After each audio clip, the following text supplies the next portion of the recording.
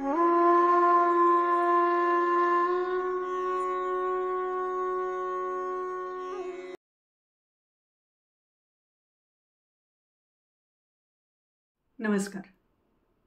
आजचा आपला विषय आहे राणी दुर्गावतीचे प्रशासन.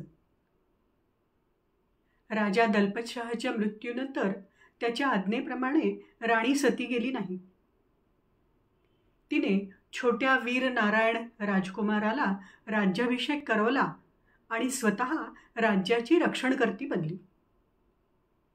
राणीकडे सगळे प्रशासन आले. राणी स्वतः सैन्याचे प्रशिक्षण, युद्धनीती, युद्धाभ्यास, राजकारण आणि सगळ्या जनतेचे प्रशासन यात तरबेज होती. लहानपणापासून तिने याचा सगळ्याचा अभ्यास केलेला होता. दुर्गावतीच्या शासन काळामध्ये गोंड राज्यामध्ये जवळजवळ 52 गड किल्ले होते.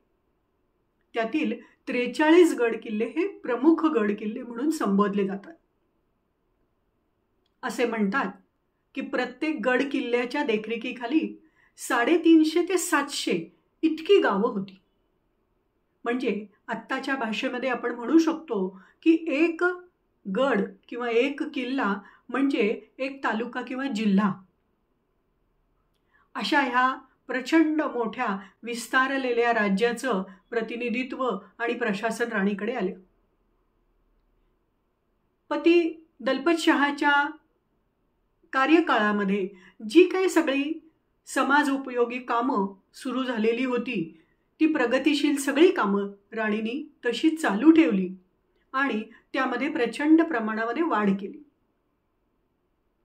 राज्याला भरभराटीला आणलं. गोंड राज्यामध्ये जवळजवळ 35,000 गावं होती. त्या प्रत्येक गावाचं, एवढ्या 35,000 गावांचं संचालन राणीकडे आलं.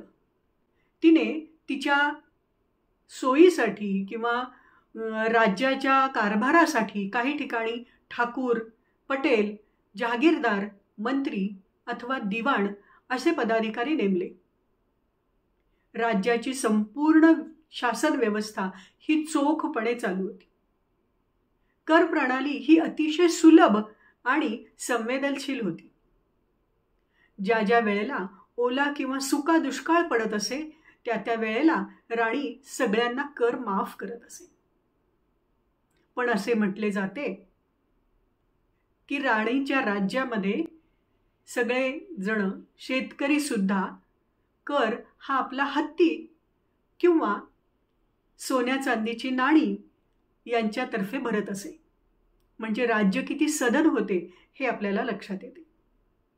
राणीचे स्वतःचे साहस, चातुर्य आणि उदारता या सगळ्यामुळे ती एक अधिकारी म्हणून नाही तर एक देवी या स्वरूपामध्ये सगळ्यांच्या मनामध्ये तिने वास केला. ज्या ज्या वेळेला गोंड राज्यावर आक्रमण होत असे त्या वेळेला राणी स्वतः त्या सैन्याचं प्रतिनिधित्व करत असे आणि ती लढाई जिंकून येत असे. तिच्या कार्यकाळामध्ये झालेल्या 51 लढाया राणीने स्वतः त्याचं प्रतिनिधित्व केलं आणि त्या प्रत्येक लढाईमध्ये ती विजयी झाली. शेवटपर्यंत अपराजेय राहिलेली अशी ही राणी.